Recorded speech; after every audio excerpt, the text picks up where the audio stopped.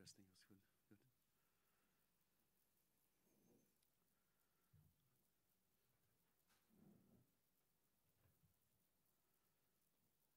Hljóð í myndavælum.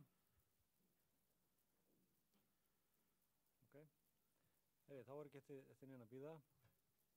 Ég ætla nú að fljótlega færa mig yfir í ensku svo að Åge skilji okkur. Við erum líka með einn sem er ekki íslensku mælandi, blaðamaður í salnum. Þetta þið eru öll færa á ensku þannig að það er ekkert vandamál. So I'm moving over to English because we have obviously a coach who doesn't yet speak Icelandic. I'm actually told by a friend that if we speak Icelandic with a Norwegian accent, he will understand anything, but I'm not sure if that's true. And we also have a non-Icelandic speaking colleague in the room. Welcome, Greg. So we'll do this entire conference in English. I'd like to start off by telling Åge and the rest of you that we have sold today a total of 1,200 season tickets. So there's a good reaction to the appointment of Åge. So 1,200 tickets have been sold in total.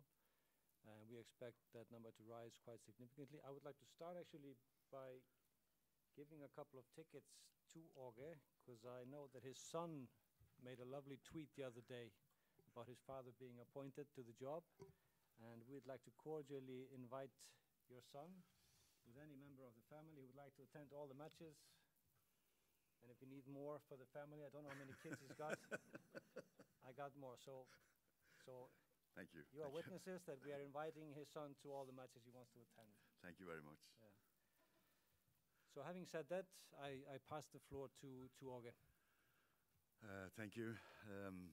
Yes, and welcome to the press conference. It's I just came from a meeting with the board because I want to see them and talk to them, get to know them, and I have to know you as well, because we're going to work together, and I've looked at it that way, to work together with the press instead of working against you or you working against me. We I will try to be so informative as possible. And as you know, I can't say everything about what we're doing before the matches, but I can say something about what we intend to do. Totally, that's important for me. I'm very pleased to be here because I was impressed for Iceland in 2016 on the field and off the field. I've been coaching Icelandic players for many years, even players who's playing today in the squad and in the team. I love the mentality. If you mix mentality with knowledge of the game and passion, you get a very good cocktail.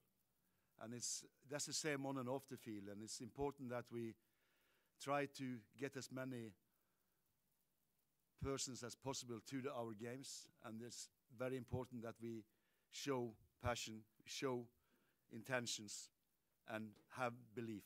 That's important. For me, football is about belief. It's not always justice in football. You can play well and lose matches. That's the interesting thing with football. Everything can happen. We can control the players, we can control the match, and we can lose because we can't control the surroundings. And that goes down with the referees or wind or whatever. But if we can control ourselves over time, we'll be better anyway. And we have to get the enthusiasm into the side. Not saying that it was bad enthusiasm when we looked at the matches we played against Bosnia and Liechtenstein. And I also want to say something very important from a good colleague, from Arnar, who was coaching the team before. I got a message hoping the best for me and his team, and he loved the team and he loved the job, but he hoping the best for Iceland and for me, I call that class of a coach doing that.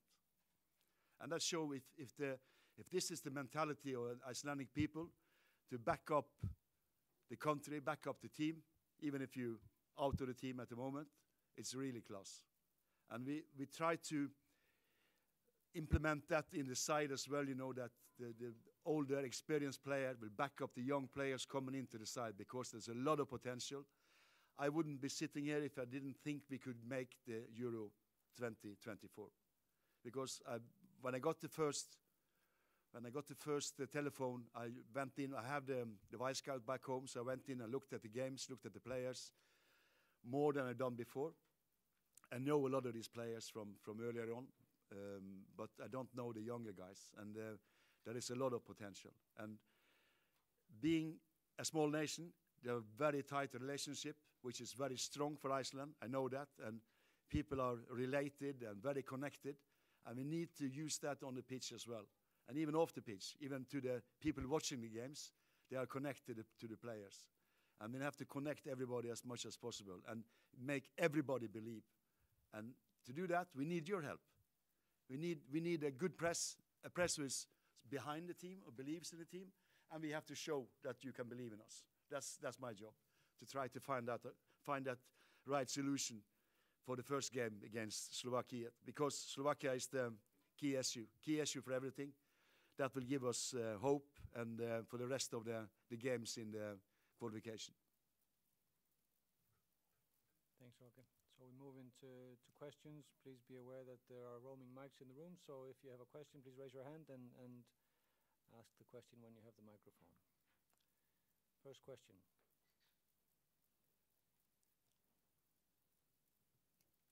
Hello, Åge, and welcome to Iceland. Thank you. Is it clear who's going to be your assistant coach? Jody will continue as assistant coach. We have had a very good presentation yesterday for what's been doing here, what they've done and how they think, you know, and I presented my way of how I think Iceland should play and the tactical, out of the tactical view, and then we can always discuss who we're going to use, but out of the tactical view. But Jody had a lot of good, a very good presentation, really, about what I've been doing in training, what I've been doing in the matches. So I got a very good overview. And he's a young coach. He's played on top level in Europe, and it's very interesting to become a good coach. And I think that's ideal. And you get a young partnership. Næsti, Hörður. Hljóðnemarnir eru auðvitað bara fyrir streymi, þannig að vélarnar nái spurningunum. So when did you get the first call to take over the Icelandic team? Was it after the Bosnia game? Yeah, it was after the Bosnia game, but I think it was very close up to the, in Norway we call it skjærtorsdag. Yeah, because I think Wanda was in Lisbon on Wednesday, and I got the call, and she came up from Lisbon, and one of the board members came down from Iceland, and Jørgen came up as well, and we met in Oslo on skjærtorsdag. And what you call it, skirab? Okay, I try to. I will. I only say this once in a year, you know. So, but I met them, and I just had a presentation of myself and what I will do, because I looked through everything very quickly after that telephone conversation. So I had to have the. I have a government back home who expected me to be at home, so you have to have a release from her, you know, from my wife, and I got it. Because for me it was, I can just tell you that it's when you've been working for a long time with football, which I love to do, it became very, very quiet when you're not doing this work. And when the telephone came, I was really glad, happy to have a chance to go in and present myself. And I was even more happy when they offered me the job, because then I feel I can do something again, which is useful for a person and for everyone. It's nice to be a pension, nice to wake up doing nothing, but it only lasts for one day. And then you have to do something, because I miss the surroundings, I miss the social life, everything around football, the players and everything. So it's very special. So I will be working very, very hard up to the first game, because now this is just the honeymoon. Now the tough job comes now, especially when we go out there on the 17th against Slovakia, and it's so important for us to win that game, and everybody has to understand that, but everybody has to be ready to win the game, and that will be my sort of job to do, make everyone ready. So hopefully we manage to do that, and then we just go out there 90 minutes. Well, we're happy your boss said okay. Ready? Sabit? Will you be making any changes to the staff? You said you will keep, Johannes Karl will continue being the assistant, but will you change anything else? I make a few changes. I haven't decided completely yet, but I will put in people from outside scouting the opponents in a harder way. Not saying that I haven't scouted before, but I will have more people present on the matches, especially the Bosnian game, because we have two main enemies in this group. That's Bosnia and Slovakia, and we have to beat both. So I will have my eyes on Bosnian and use a person I used in Russia for Denmark, and I haven't decided yet by the squad, but I think by the staff. But I think I will do some changes.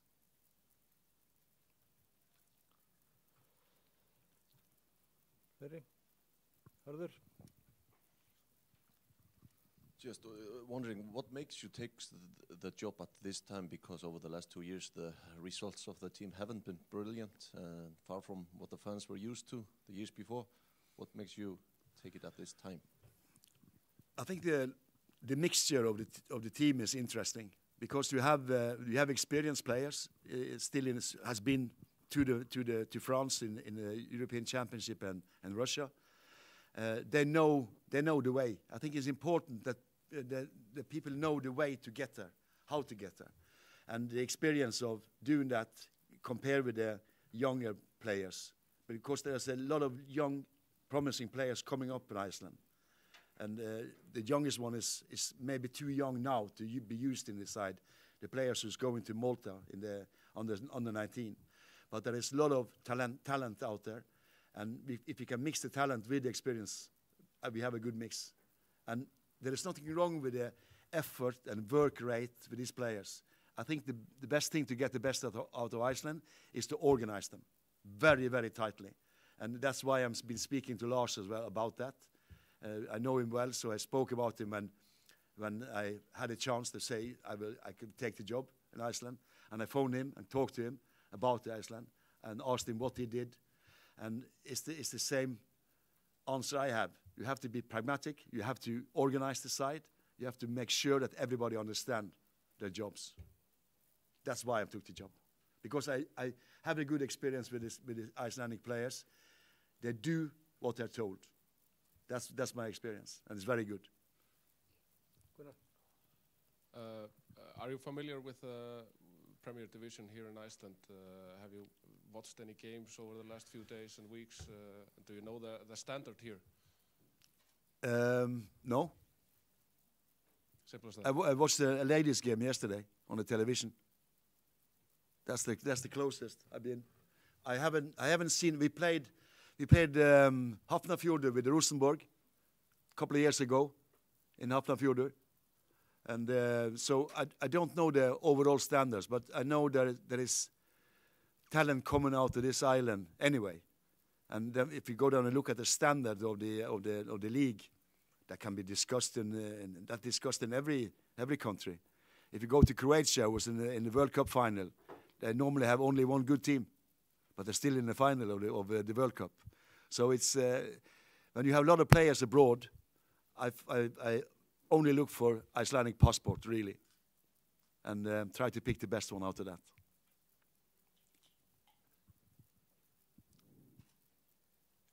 Ready?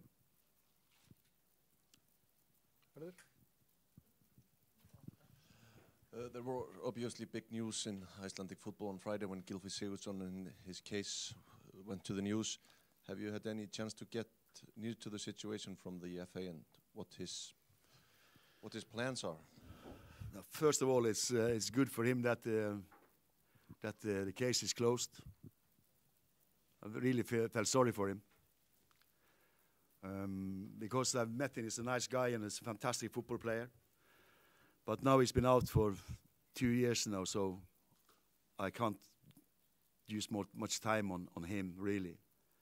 He have to decide himself if he want to go back into football and play again. And obviously, if you do that, you know, he will be in my plans if he have the same standard as he had before. But they are really glad and really happy because he's cleared as a person. It must been hell for him for 2 years. Gunnar? You had the chance to coach some Icelandic players before. Did you talk to any one of them before you took the job, or even after you took the job? I can't tell you everything, you know.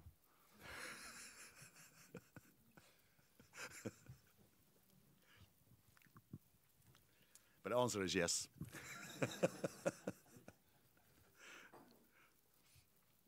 Fyrir, þetta síðasta. Sæbjörn? Have you decided who will be the captain of the squad, and have you talked to Aron Einar Gunnarsson? When I finish with you, I will talk to Aron. We have an arrangement after the press conference, and he's going to continue as a captain.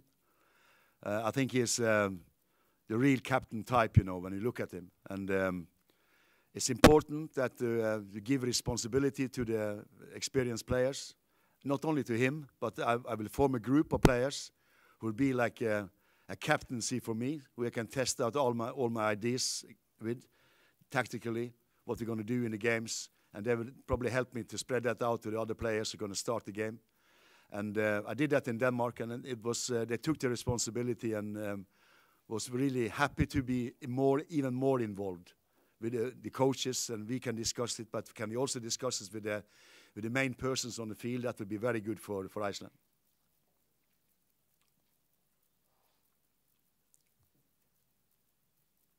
Fyrir? Hörður? Albert Guðmundsson, the player of Genoa, has not been in the squad for quite a long time. Some troubles with the former coach, and he talked about attitude problem with him. Are you any clear of that situation, or have you talked to anybody here about it? I heard about it. I've seen Albert since he played I saw him playing for Alkmaar, and I've seen him play for Genoa. He's a good player, and he will be in the squad.